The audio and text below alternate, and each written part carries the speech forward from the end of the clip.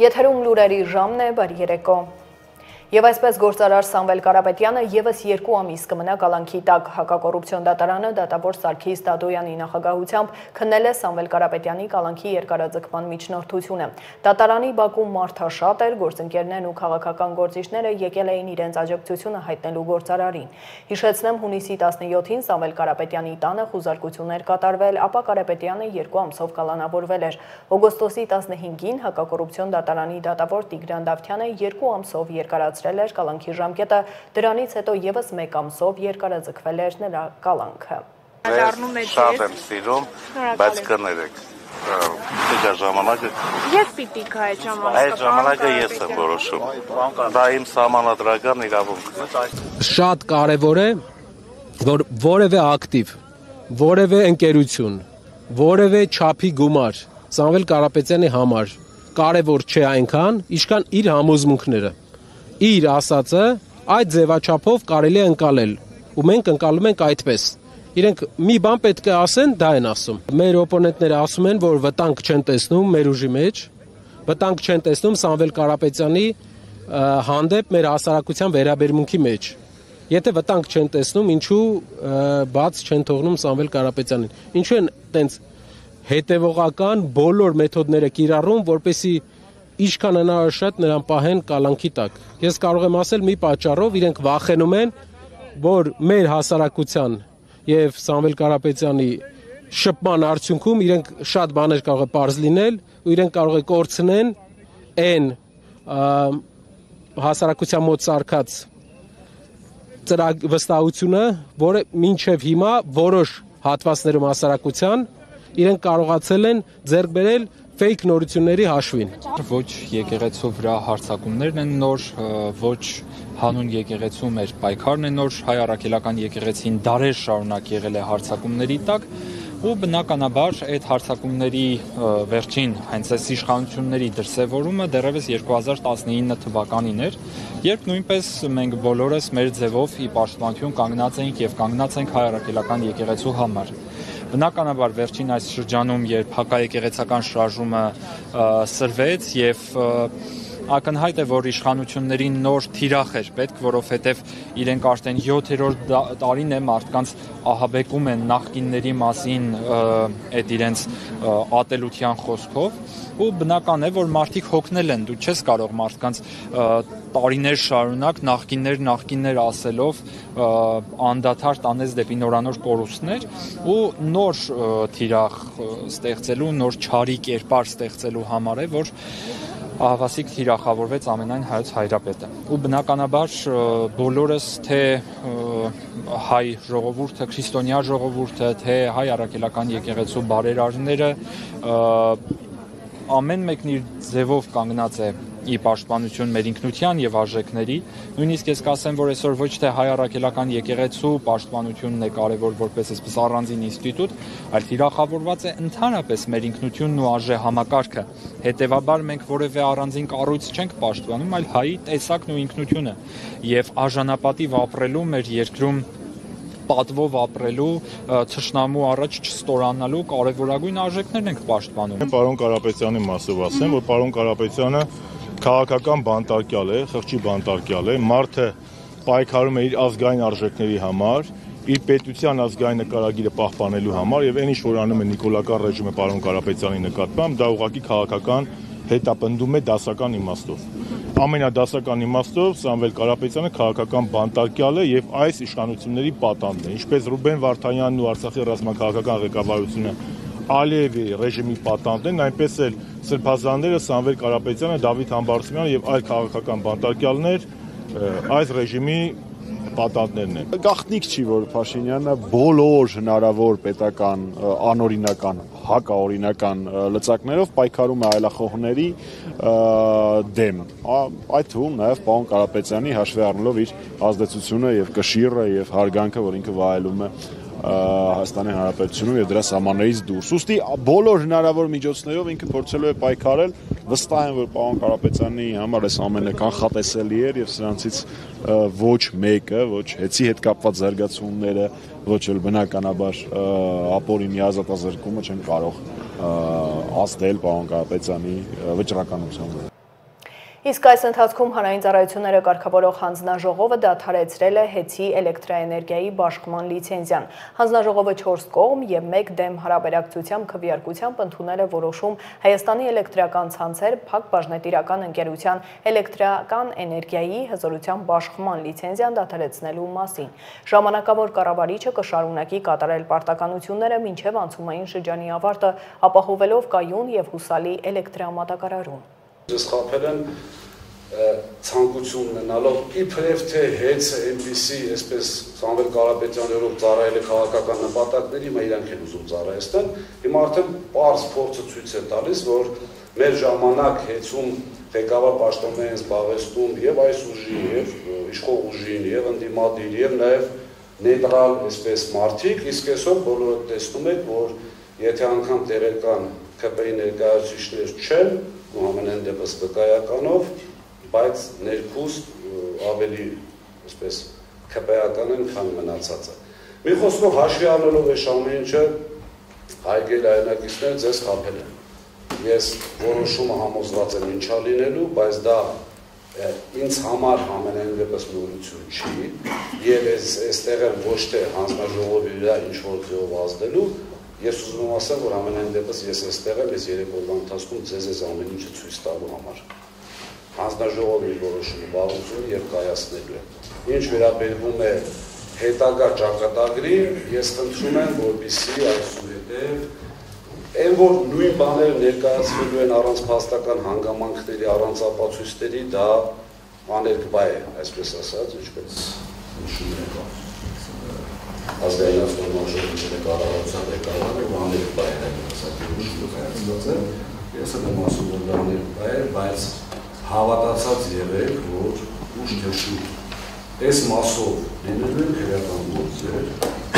վատ բան եմ ասում հանձնաժողովի համար, բայց համոզված եմ, որ հանձնաժողովը վերաբերելու, որպես իրավաբանասեն այդ պրոցեդուրան, այսպես ասած, պրոցեսը իրապետով նաև լինելու են բնականաբար, ասել են, եթե Կարապետյանի դեպքում 53 քննիչ աշխատում դեռևս ոչ մի տարուբար չկա, որ մեկ կարող կասկածել, որ դա քաղաքական է, հանձնաժողովի եւ այս ՀԵՑ-ի խմբման գործընթացի հետ կապված 153 քննիչ շատ հետաքրքիր այսպես դոկումենտալ ֆիլմի բան ունեն այսպես։ Եթեցիկ ցուցմունքներ, ով ինչ ասեց, ով ինչի արեց, ով ոնց կատարեց։ Վաղաշաբաթը կատարեց իր ընտրությունը կենտրոնական ընտրական հանձնաժողովը հրապարակել է խոշորացված համայնքի բոլոր 47 ընտրատեղամասերի քվեարկության արդյունքը։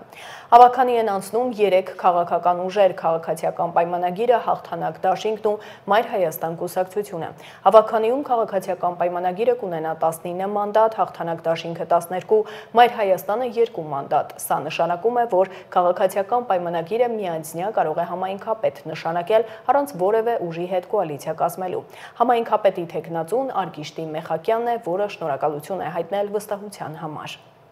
Մասիս համայնքի ղեկավար է ընտրվել Դավիթ Համբարձումյան դաշինք խմբակցության անդամ Նորայր Հակոբյանը։ Այսօր ավականին նիստ է գումարել, որի օրակարգում համայնքապետի ընտրության հարցներ։ Քաղաքացիական պայմանագիրը նիստին չի մասնակցել։ Նորայր Հակոբյանի ելույթից հետո քվեարկությամբ 15 կողմ ձայներով նա միաձայն ընտրվել է համայնքապետ։ Մինչև նիստի սկսվել է Մասիսի համայնքապետարանի աշխատակազմի քարտուղար Վարդան Գաբրիելյանը լրագրողներին հայտնել է, որ եթե նոր համայնքապետ ընտրվի, 3 օր հետո կկազմակերպվի նրա երթման արարողությունը, որից հետո նա կհամարվի պաշտոնը ստանձնած։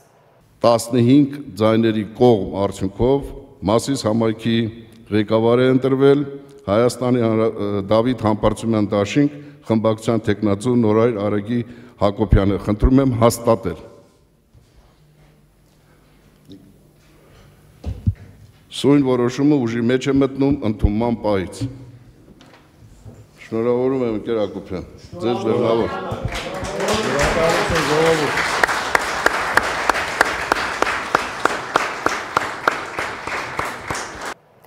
Շարունակենք, քաղաքապետը հնչեցնելու է այն կառուցապատողների անունները, որոնք չարամտորեն շարունակում են խուսափել փոշեկլանիչ ցանցերի տեղադրումից։ Տիգրան Ավինյանն է հայտարարել, նշելով, որ մարդիկ պետք է իմանան, ինչ պատասխանատվությամբ ընկերություններ են, ինչ պատասխանատվություն ունեն քաղաքի նկատմամբ, ումից են տուն գնում։ Պետք է խնդրեմ այս շաբաթվա ընթացքում ցանկ տակ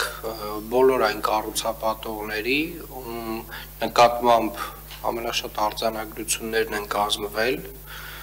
ցանցերի բացակայության կապակցությամբ եւ կարծում եմ մենք բարբերաբար նաեւ երևանցիներին պետք է տեղեկացնենք մեր կառուցապատողների պարտաճանաչության մասով այս առումով եւ ես կարծում եմ որ մենք բարբերաբար կհնչեցնենք այն կառուցապատողների անունները որոնք որ չարամտորեն շարունակում են ցանցերի տեղադրումից խուսափել եւ ես վստահ եմ որ իրենք շատ երկար կսկսեն մտածել այսուհետ պետք է որովհետեւ նրանց անունները պետք է բարձրաձայնվի եւ թեկուզ դա տևի շատ երկար անհատապես բոլորի անունները մենք պետք է բարձրաձայնենք որպեսզի մարդիկ իմանան ումից են տուն գնում եւ ինչ պատասխանատվության ընկերություններ են դրանք ինչ պատասխանատվություն ունեն իրենց քաղաքի նկատմամբ եւ խնդրում եմ ամբողջական ցանկը շաբաթվա ընթացքում ներկայացնեք հաջորդ շաբաթ բարձրաձայնելու ենք արդեն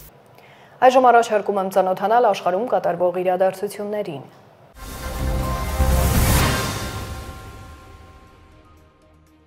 ԱՄՆ նախագահ Դոնալդ Թրամփն աջակցել է Ռուսաստանի հետ համագործակցող բոլոր երկրների նկատմամբ պատժամիջոցներ կիրառելու օրինագծին։ Փաստաթուղթն այժմ քննարկվում է կոնգրեսում։ Ինչպես գիտեք, ես սա առաջարկել եմ, որպեսզի Ռուսաստանի հետ գործարք կնքող ցանկացած երկիր ենթարկվի շատ խիստ պատժամիջոցների, ասել է Թրամփը լրագրողներին։ ԱՄՆ նախագահը հավելել է, որ Իրանի տնտեսական գործընկերները կարող են ենթարկվել նմանատիպ պատժամիջոցների։ Նա պարզաբանել է, որ կոնգրեսը կարող է օրինագծի քննարկման ընթացքում արգելք ավելացնել Թեհրանի հետ համագործակցության վրա։ Երկկուսակցական օրինագիծը, որը հեղինակել են հանրապետական Լինսի Գրեհեմը եւ դեմոկրատ Ռիչարդ Բլումենտալը, ներկայացվել է 2025 թվականի գարնանը։ Այն նախատեսում է 500% մաքսատուրք սահմանել ռուսական նավթ, նավթամթերք, բնական գազ կամ ուրան գնող երկրներից ներմուծվող ապրանքների վրա։ Այն նաև նախատեսում է պատժամիջոցներ կիրառել Ռուսաստանից ուրան գնող ցանկացած երկրի նկատմամբ։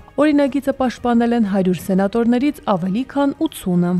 Ամերիկացի զինվորականները Պենտագոնի ղեկավար Փիթ Հեքսեթի հրամանով Խաղաղ օվկիանոսի ջրերում ոչնչացրել են հերթական նավը, որն ԱՄՆ-ի պնդմամբ օգտագործվել է թմրանյութերի փոխադրման համար։ Այս մասին հայտնել է ԱՄՆ զինված ուժերի հարավային հրամանատարությունը։ Հեքսեթն ավելի վաղ հայտարարել է թմրակարտելների դեմ պայքարի հարավային նիզակ գործողության մեկնարկի մասին։ Նշվում է, որ նավում գտնվող 3 թմրահաբեկիչ սպանվել է։ Ամերիկյան կողմի հայտարարության համաձայն հարվածը հասցվել է միջազգային ջրերում։ Ռուսաստանի արտաքին գործերի նախարարության պաշտոնական ներկայացուցիչ Մարիա Զախարովան մեկնաբանել է Գերմանիայի պաշտպանության նախարար Բորիս Պիստորիուսի այն պնդումը, որ Հյուսիսատլանտյան դաշինքի եւ Ռուսաստանի միջև պատերազմը կարող է սկսվել մինչև 2029 թվականի վերջը։ Այժմ կասկած չկա, թե ով է ագրեսորը, հայտարարել է Մարիա Զախարովան։ Ավելի վաղ Գերմանիայի պաշտպանության նախարար Բորիս Պիստորիուսը հայտարարել է, որ սկզբում ենթադրվում էր, որ զինված հակամարտությունը կսկսվի 2029 թվականին, սակայն որոշ ռազմական փորձագետներ այժմ կարծում են, որ այն կարող է տեղի ունենալ արդեն 2028 թվականին։ Որոշ ռազմական պատմաբաններ նույնիսկ կարծում են, որ մենք անցկացրել ենք մեր վերջին խաղաղ ամառը, նշել է Պիստորիուսը։ Ուկրաինայի արևելյան շրջանում գտնվող Բալակլեյա քաղաքում ռուսական հրթիռակոծման հետևանքով 3 մարդ մահացել է։ Այս մասին հայտարարել է Խարկովի մարզի ղեկավար Օլեգ Սինեգուբովը։ Սինեգուբովը տեղեկացրել է նաև, որ հարձակման հետևանքով վիրավորվել է 10 մարդ, որոնցից 3-ը դեռահասներ են։ Ռուսական կողմի հարվածների հետևանքով վնասվել են բազմաբնակարան շենքեր, ավտոտրանսպորտային միջոցներ։ Ռուսաստանը պաշտոնապես որևէ հայտարարությամբ հանդես չի եկել այս դեպքի վերաբերյալ։ Վրաստանի քաղաքացիներին կարգելվի քվեարկել արտասահմանում արտաքին ճնշման ռիսկի պատճառով, հայտարարել է խորհրդարանի խոսնակ Շալվա Պապուաշվիլին։ Նրա խոսքով ապատեղեկատվության եւ կեղծ պատումների դարաշրջանում արտասահմանում գտնվող վրացիները կարող են սխալ տեղեկատվություն ստանալ երկրում տեղի ունեցող իրադարձությունների վերաբերյալ։ Այս մոդելը լիովին համապատասխանում է միջազգային չափանիշներին եւ գործում է այնպիսի երկրներում, ինչպիսիք են Իռլանդիան, Մալթան, Իսրայելը եւ Հայաստանը, ընդգծել է Պապուաշվիլին։ Ընտրություններում քվեարկելու համար Վրաստանի քաղաքացիները պետք է վերադառնան իրենց հայրենիք եւ քվեարկեն իրենց գրանցված հասցեում։ Ֆինլանդիայի հյուսիսում Ռուսաստանի սահմանից 100 կիլոմետր հեռավորության վրա նոյեմբերի 17-ին սկսվում են հրետանային վարժանքներ, որոնց մասնակցում են ավելի քան 2000 զինծառայող եւ 500 միավոր տեխնիկա։ Ինչպես ավելի վաղ հաղորդել էին Ֆինլանդիայի ցամաքային ուժերը, վարժանքները տեղի կունենան մինչև նոյեմբերի 25-ը։ Ստորաբարժանքներին կմասնակցի 2200 զինծառայող, այդ թվում Լեհաստանից ժամանած ստորաբաժանում եւ շուրջ 500 միավոր տեխնիկա։ Վարժանքների նպատակը հրետանային կարողությունների կատարելագործումն է, ինչպես նաև փոխգործակցության կատարելագործումը հրետանային կրակի կառավարման տարբեր մակարդակներում։ Արմինե Գևորգյան, Update լրատվական։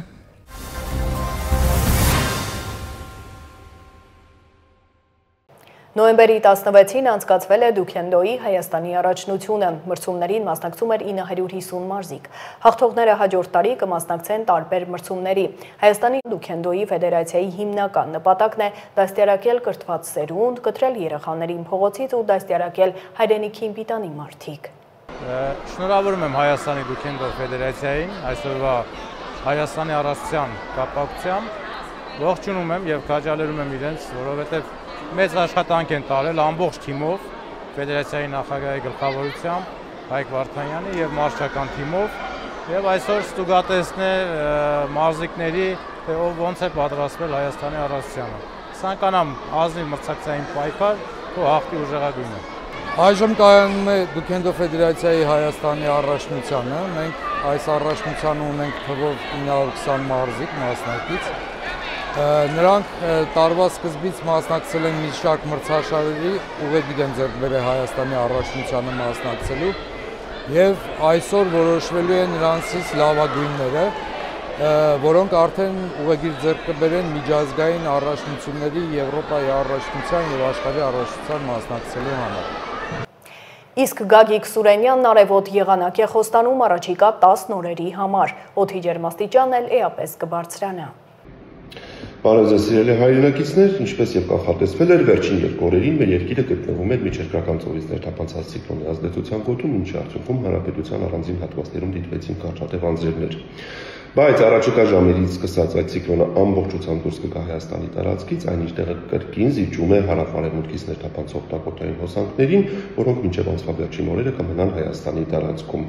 Այսպիսով առաջիկա ժամերից սկսած տեղումները երկրի ոչ տարածքում կդադարեն եւ առաջիկա 10 օրերին մեր երկրում սպասվում է արևառատ եւ առանց տեղումների եղանակ օդի ջերմաստիճանն էլ ցերեկային ժամերին նոյեմբերի 18-ից 19 ընկած ժամանակահատվածում կբարձրանա մոտ 3-ից 4 աստիճանով եւ այնուհետեւ կմնա անփոփոխ։ Եվ կարելի է ասել, որ նոյեմբերի 3 տասնօրյակը կրկին կլինի բավականին տաք եւ սակավատեղում։ Այսպիսին է շրջակա միջավայրի նախարարության հիդրոմետ կենտրոնի կանխատեսումները, լավ մնացեք։